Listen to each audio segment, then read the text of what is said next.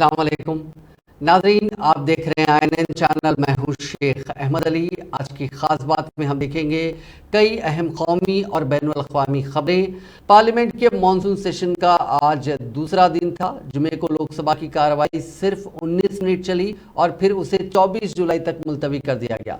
सुबह 11 बजे लोकसभा में वज़ीर दिफ़ा राजनाथ सिंह ने बयान दिया कि हुकूमत मणिपुर पर बहस करने के लिए तैयार है। कुछ पार्टीज जो ऐवान चलने नहीं देना चाहते हैं, उनको इन्होंने मुखातिब किया। वहीं राज्यसभा की कार्रवाई सिर्फ 18 मिनट चली, फिर इसे 24 जुलाई तक के लिए मुलतवी कर दिया गया। कांग्रेस समेत अपोजिशन पार्टियों ने पार्लियामेंट के दोनों ऐवानों में मणिपुर तशद्दुद पर बहस कराने के लिए नोटिस दिया। अपोजिशन पार्टियों ने लोकसभा में रूल 193 और राज्यसभा में रूल 176 और रूल 267 के तहत नोटिस दिए।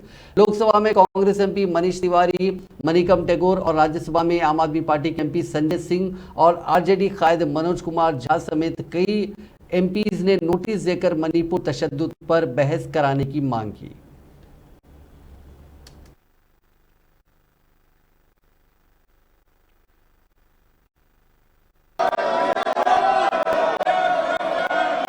जिन माननीय सदस्यों को आज नियम 377 के अधीन मामलों को उठाने की अनुमति प्रदान की गई है, वह अपने मामलों के अनुमोदित पाठ 20 मिनट के अंदर सभा पटल पर रख दें। कृपया बैठिए प्लीज। अब वापिस चर्चा होने दीजिए, चर्चा के लिए व्यवस्थित कीजिए सदन को प्लीज प्लीज। मैं फिर से दोहराना चाहता हूं, सरकार चर्चा करने के लिए तैयार है। हमने बार बार ये बोला है, माननीय राजनाथ सिंह ने आज सुबह भी बोला है, मणिपुर एक संवेदनशील मामला है, it is not sensitive issue and we are equally concern about entire country and entire house is concern about it. हम चर्चा करना चाहते हैं, तो ये लोग चर्चा करना नहीं चाहते हैं। सभा की कार्यवाही सोमवार दिनांक 24 जुलाई 2023 को प्रातः 11 बजे तक के लिए स्थगित की। माननीय सभासदों, माननीय सभापति जी,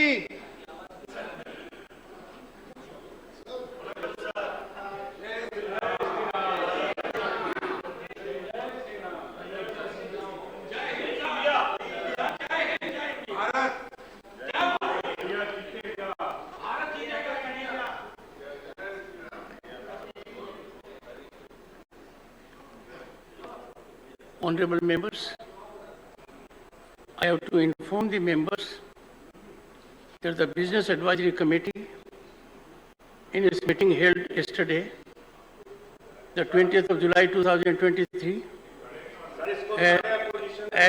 has allotted time for government, legislative and other business.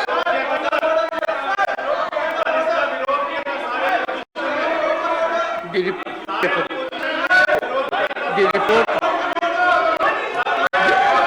report of the Business Advisory Committee be taken to be laid on the table of the House. The House is adjourned to meet at 1100 hours on Monday. साद अहमद मंत्री जी, Laid on the table of the House.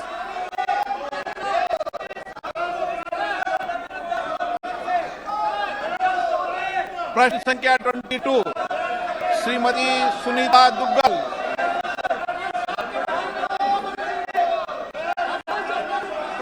माननीय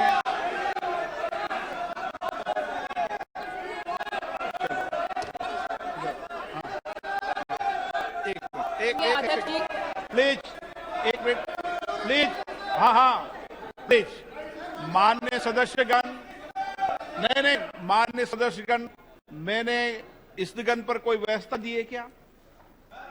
प्रश्नकाल महत्वपूर्ण समय होता है, आप सदन नहीं चलाना चाहते, प्रश्नकाल नहीं चलाना चाहते। माननीय सदस्यगण, सभी माननीय सांसद चाहते हैं सदन चले। क्या नारेबाजी से समस्याओं का समाधान होगा? क्या समाधान होगा चर्चा संवाद से? चर्चा होगा बातचीत से, ये तरीका उचित नहीं है। सरकार की तरफ से मैं माननीय राजनाथ सिंह जी से आग्रह करता हूं, बताइए।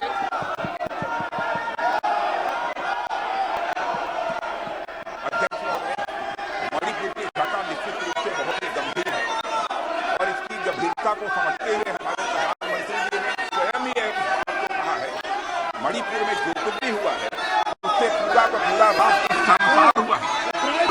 यहाँ तक कि मणिपुर की घटनाओं को लेकर कठोर से कठोर कार्रवाई किए जाने की बात हमारे प्रधानमंत्री ने कही है और हम चाहते हैं कि मणिपुर की घटना पर संसद में चर्चा हो। मैंने आर पार्टी मीटिंग में स्वयं भी इस बात को कहा है और आज मैं फिर से सदन में दोहराना चाहता हूं कि हम चाहते हैं कि मणिपुर की घटना पर संसद में चर्चा होनी चाहिए। लेकिन मैं देख रहा हूं कुछ ऐसे राजनीतिक दल हैं जो कि अनावश्यक यहाँ पर ऐसी स्थिति पैदा करना चाहते हैं ताकि किसी भी सूरत में मणिपुर की घटना पर चर्चा न हो पाए। मैं स्पष्ट रूप से यहाँ रोक लगाना चाहता हूँ अध्यक्ष महोदय कि सचमुच ये प्रतिपक्ष मणिपुर की घटना को लेकर जितना गंभीर होना चाहिए वो गंभीर नहीं है और अध्यक्ष महोदय मणिपुर की घटना को गंभीरतापूर्वक लेते हुए चर्चा होनी चाहिए। फिर से मैं अपनी इस बात को दोहराना चाहता हूँ और मणिपुर की घटना को प्रतिपक्ष भी गंभीरतापूर्वक ले। चर्चा नहीं करना चाहते, आप वाद विवाद नहीं करना चाहते, सदन नहीं चलाना चाहते। पार्लियामेंट में ये सवाल उठाया था लेकिन हमको मौका नहीं मिला। गवर्नमेंट इस विषय पे चर्चा करना चाहिए क्योंकि प्रधानमंत्री जी खुद एक बयान देना हमारा डिमांड है और बयान देने के बाद उसके ऊपर चर्चा होगी और चर्चा के बाद जो निष्कर्ष निकलेगा कि आलू पार्टी डेलीगेशन जाना या गवर्नमेंट की तरफ से कोई इंक्वायरी होना, ये सब जो भी डिमांड आएगी वो उसको बताएंगे अगर चर्चा हो तो। ये हमारी बदकिस्मती है कि प्राइम मिनिस्टर मणिपुर के बारे में वो बाहर स्टेटमेंट दिए लेकिन हाउस के अंदर पहले स्टेटमेंट देकर बाद में वो लोगों को बता सकते, लेकिन उन्होंने पहले तो लोगों को बता दिया और हाउस जब चल रहा है तो ये हमारा प्रिविलेज होता है कि सभी पार्लियामेंट मेंबर्स का उनके लीडर आके पहले पार्लियामेंट को बताए, उसके बाद बाहर प्रेस कॉन्फ्रेंस करे जब वो पार्लियामेंट चल रहा है। अगर पार्लियामेंट नहीं चलता तो वो आउटसाइड बोल सकते हैं। जब पार्लियामेंट चल मणिपुर में 2 खवातीन को बरहना घुमाने के मामले में अब तक 4 मुलजिमीन को गिरफ्तार किया गया है। वज़ीर आला एन बीरेन सिंह ने कहा कि हुकूमत सभी मुलजिमीन को मौत की सज़ा दिलाने के लिए हर मुमकिन कोशिश करेगी। इस बीच कोलकाता में एक रैली को मुखातिब करते हुए वेस्ट बंगाल की सीएम ममता बनर्जी ने मोदी हुकूमत पर निशाना साधा। उन्होंने कहा कि आपने बेटी बचाओ का नारा दिया था, अब आपका नारा कहाँ है? आज मणिपुर जल रहा है, पूरा मुल्क जल रहा है। ममता ने कहा कि मैं पीएम मोदी से पूछना चाहती हूं कि क्या मणिपुर के वाक़े से आपको थोड़ा भी दुख नहीं हुआ? आप वेस्ट बंगाल पर उंगली उठाते हैं, लेकिन क्या आपको बहनों और माओं के लिए प्यार नहीं है? कब तक बेटियां जलाई जाएंगी, दलित और माइनॉरिटीज लोग मारे जाएंगे?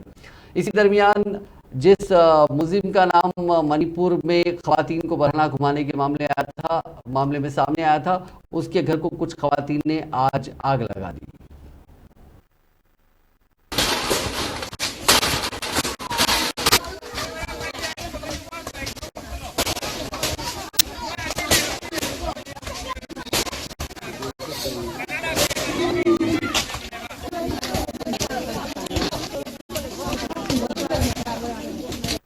दो 2024 में जय बांग्ला का साथ हम दो जय इंडिया का स्लोगन भी नारा भी लगाएंगे और हम सब प्रोग्राम में इस स्लोगन को पॉपुलर करेंगे।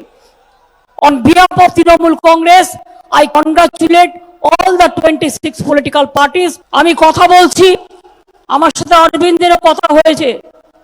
আমরা চাইছি ইন্ডিয়া থেকে একটা টিম আমরা মণিপুরে যাই।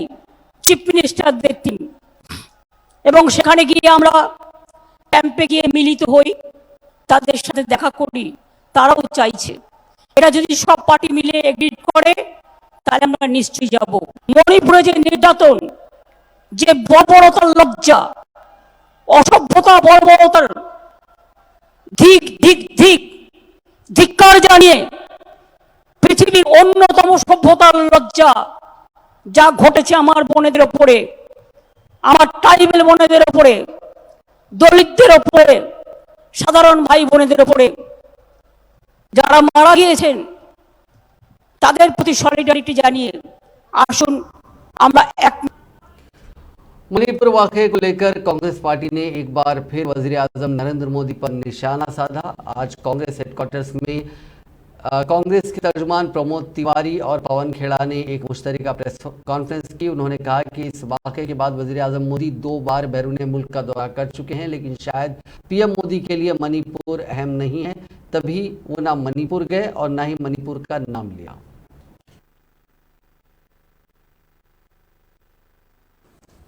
सामान्यतः एक विषय होता है और उस पर हम आप बात कर लेते हैं, परंतु आज एक ऐसा विषय है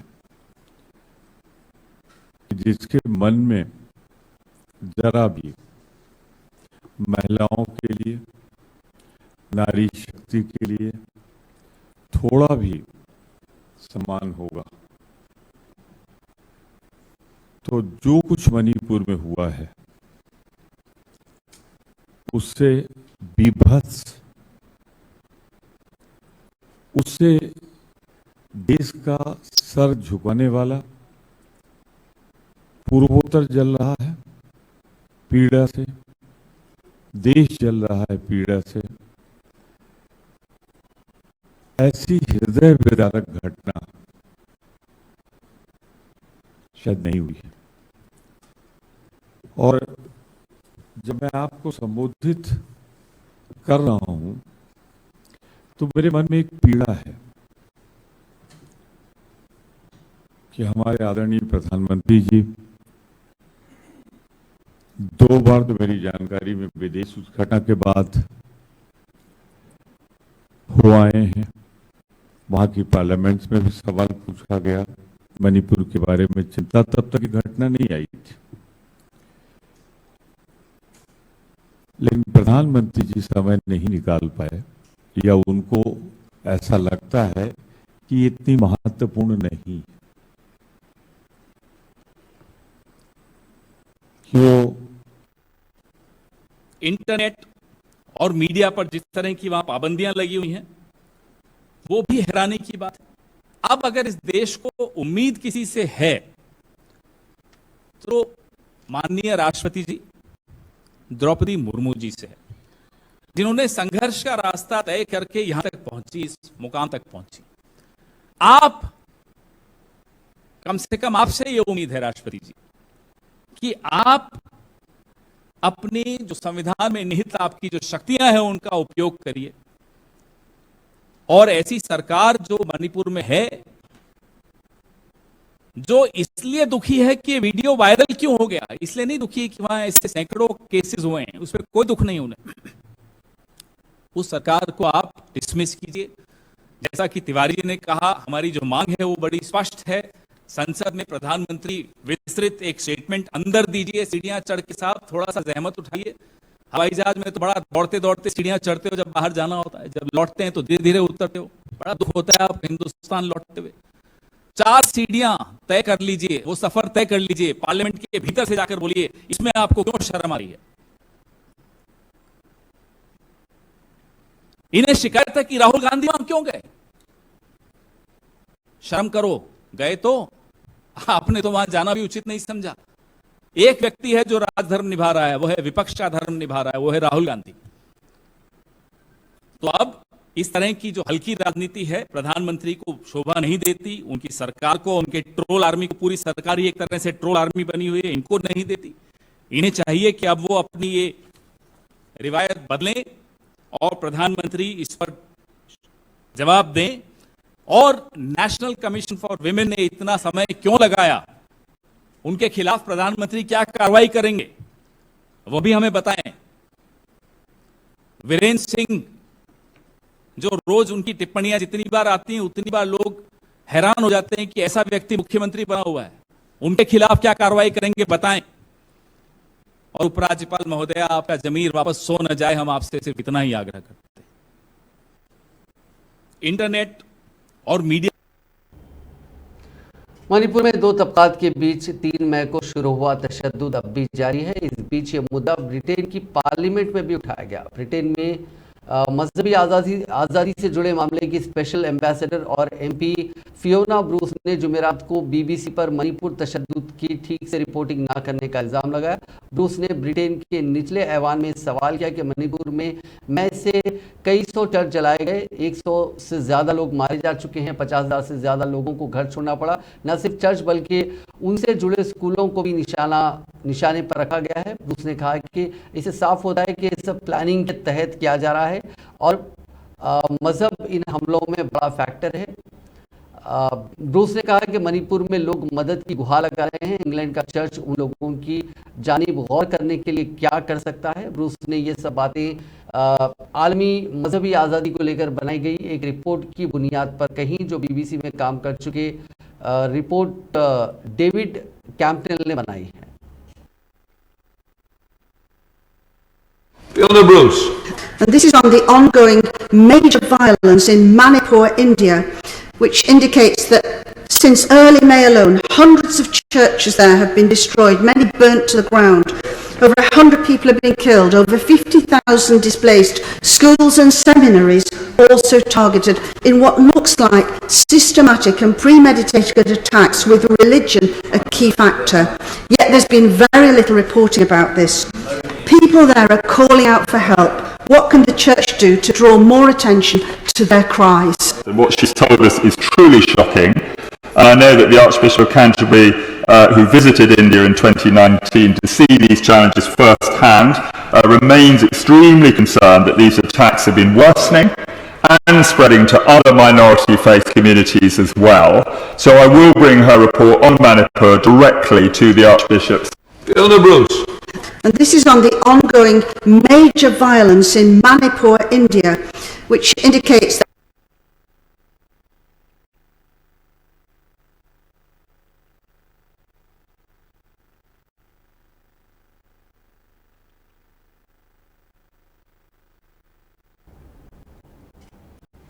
ज्ञानवापी और काशी विश्वनाथ मंदिर तनाजे में आज वाराणसी जिला कोर्ट ने इंतहाई अहम फैसला सुनाते हुए आर्कियोलॉजिकल सर्वे ऑफ इंडिया का सर्वे का हुक्म जारी कर दिया है। अदालत ने ज्ञानवापी हाथे में एएसआई सर्वे न कराए जाने से मुतालिक मुस्लिम फरीक की दलील को खारिज कर दिया, लेकिन अपने हुक्म में यह भी वाज़ेह किया कि एएसआई सर्वे के दौरान ज्ञानवापी हाथे में नमाज होती रहेगी। वाराणसी जिला कोर्ट के जरिए ज्ञानवापी हाथे का एएसआई सर्वे कराए जाने से मुतालिक हुक्म जारी किए जाने के बाद इम्कान जाहिर किया जा रहा है कि सर्वे मुकम्मल होने में 3 से 6 महीने का वक्त लग सकता है। हालांकि मुस्लिम फरीक ने वाराणसी जिला कोर्ट के हुक्म को हाई कोर्ट में चैलेंज पेश करने का आज़म जाहिर किया। वाज़ेह है कि गुज़िश्ता 12 और 14 जुलाई की समातों के दौरान मुस्लिम फरीक ने एएसआई सर्वे पर अपना एतराज़ जाहिर किया था और कहा था कि अगर ज्ञानवापी अहाते का सर्वे होता है तो ऐसी हालत में खुदाई वगैरह से ज्ञानवापी के ढांचे को बहुत बड़ा नुकसान हो सकता है। ऐसे में किसी भी तरह से ज्ञानवापी मस्जिद के अहाते का सर्वे नहीं होना चाहिए। दूसरी तरफ इस मामले में हिंदू फरीक के वकला के जरिए जिले कोर्ट के सामने तफसील से हाई कोर्ट, सुप्रीम कोर्ट और कई केसेस को सामने रखते हुए जिला जज से गुजारिश की गई थी कि ज्ञानवापी हाथे का एएसआई सर्वे कराना जरूरी है। वकला का यह भी कहना था कि ज्ञानवापी काशी विश्वनाथ मंदिर तनाजे को लेकर हिंदुओं में कशीदगी देखने को मिल रही है और एएसआई सर्वे से कई हक़ाइक़ सामने आएंगे जिससे खैर सुगाली के साथ मसले का हल निकाला जा सकेगा।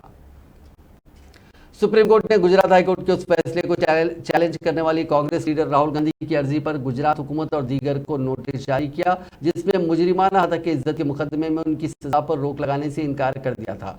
राहुल गांधी को सूरत की अदालत ने 2 साल कैद की सजा सुनाई है। सुप्रीम कोर्ट ने राहुल गांधी की अर्जी पर शिकायत कुनिंदा और गुजरात के बीजेपी के एमएलए पूर्णेश मोदी को भी नोटिस जारी किया है। अदालत ने राहुल गांधी की सजा पर रोक लगाने से मुतालिक मामले की समाअत 4 अगस्त को मुकर्रर की है।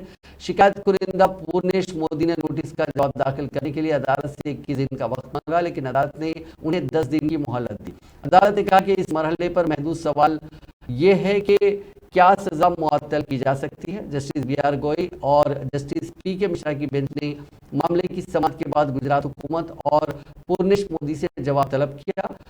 CJID और माफ कीजिएगा chief justice of India DY Chandrachud की सरबराही वाली बेंच ने 18 जुलाई को राहुल गांधी की अर्जी सुनने के लिए उस वक्त रजामंदी जाहिर की थी, जब सीनियर वकील अभिषेक मनु सिंघवी ने इस मामले का खुसूसी जिक्र करके फौरी समाअत का मुतालबा किया था। रोजगार के माशी और समाजी पहलुओं पर जोर देते हुए वज़ीर-ए-आज़म नरेंद्र मोदी ने जुमे को कहा कि दुनिया इस वक्त बड़ी तब्दीलियों की दहलीज पर है और उनका मुकाबला करने के लिए जवाबी और मौसर हिकमत अमली तैयार करने की जरूरत है। एक वीडियो पैगाम के जरिए मध्य प्रदेश के इंदौर में मुनक्किद G20 मेहनत और रोजगार के वज़रा की मीटिंग से खिताब करते हुए मोदी ने कहा कि चौथे सनती इनकलाब के इस दौर में टेक्नोलॉजी रोजगार की अहम क़ुव्वत है और मुस्तक़बिल में भी यही रहेगी। Fourth industrial revolution, technology has become and will remain the core driver for employment. It is fortunate that this meeting is happening in a country that has had the experience of creating a large number of technology jobs during the last such technology-led transformation. And your host city of Indore is home to many startups leading the new wave of such transformations. Friends, we all need to skill our workforce in the use of advanced technologies and processes. Scaling, reskilling, and upskilling are the mantras for the future workforce. In India, Hindustan और श्रीलंका ने आज तवील मुद्दती इक़्तिसादी शराकत दारी के लिए अहम vision दस्तावेज को अपनाने का ऐलान किया, जिसके तहत समुद्री और फ़िज़ाई राब्ते को मजबूत बनाने के अलावा सयाहत, तवानाई, तिजारत, आला तालीम, हुनरमंदी, तरक्की और अवाम से अवाम के राब्ते में ताउन को फ़रोग़ दिया जाएगा। वज़ीर-ए-आज़म नरेंद्र मोदी और श्रीलंका के सदर रानिल विक्रमासिंघे के दरमियान हैदराबाद हाउस में वफूद की सतह पर दो तरफा छोटी कॉन्फ्रेंस में ये फैसले किए गए। दोनों मुल्कों के दरमियान इक़्तिसादी लेन देन के लिए UPI की मंजूरी, हिंदुस्तान से श्रीलंका तक पेट्रोलियम पाइपलाइन बिछाने और मुसाफिर फेरी सर्विस शुरू करने समेत मुतअद्दिद माहिदों पर दस्तखत किए गए।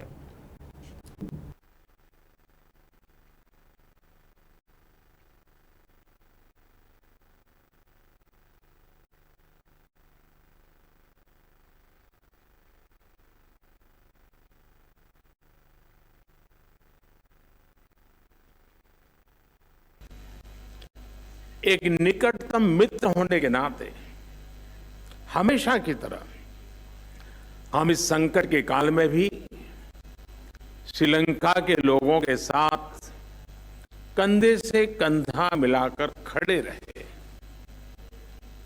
और जिस साहस के साथ उन्होंने इन चुनौतीपूर्ण परिस्थितियों का सामना किया, इसके लिए मैं श्रीलंका के लोगों का हृदय से अभिनंदन करता हूं।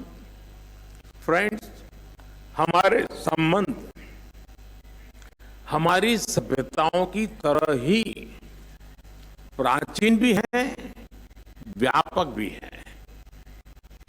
भारत की नेबरहुड फर्स्ट पॉलिसी और सागर विजन दोनों में भी श्रीलंका का एक कांग्रेस की जनरल सेक्रेटरी प्रियंका गांधी ने आज ग्वालियर में मुनक्किदा जन आक्रोश रैली से खिताब किया। उन्होंने कहा कि हिंदुस्तान सियासत की जंग सच्चाई की जंग है। इस दौरान उन्होंने महंगाई, बेरोजगारी, घपलों और पटवारी भर्ती में धांधली का मसला उठाया। उन्होंने कहा कि जिस सनतकार को वज़ीर-ए-आज़म ने सारी जायदाद सौंप दी है, वो एक दिन में 1600 करोड़ रुपए कमा रहा है। दूसरी तरफ हमारा किसान एक दिन में 27 रुपए कमाने से कासिर है।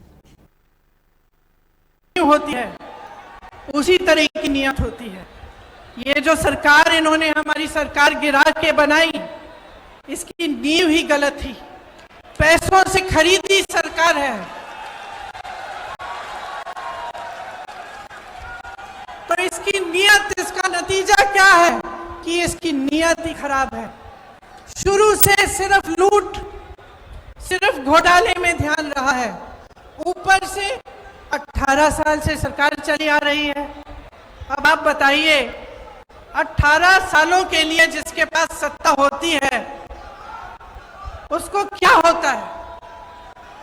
18 सालों से सत्ता में रहने से अहंकार होता ही होता है, और इस कदर होता है कि जो आसपास के अधिकारी होते हैं, जो साथी होती हैं, वो भी सच्चाई नहीं बताते।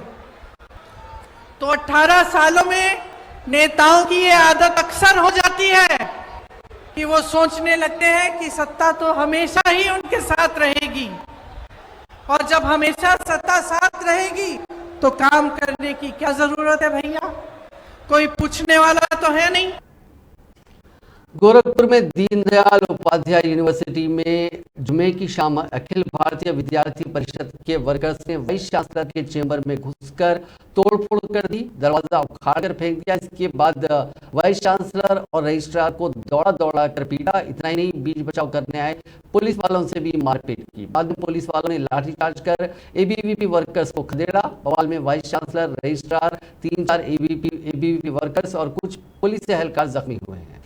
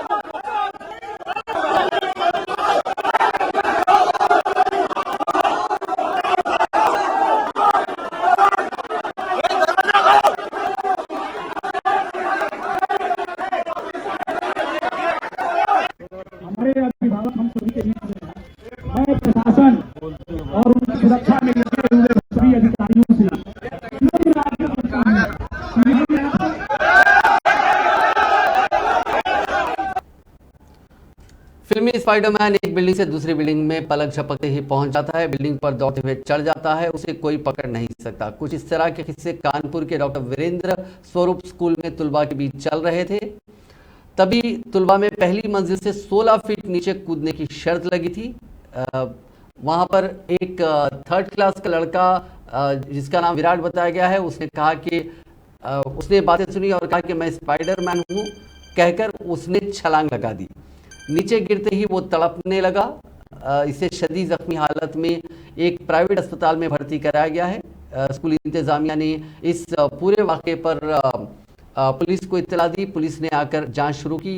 ये वाक़या सीसीटीवी में कैद हो चुका है।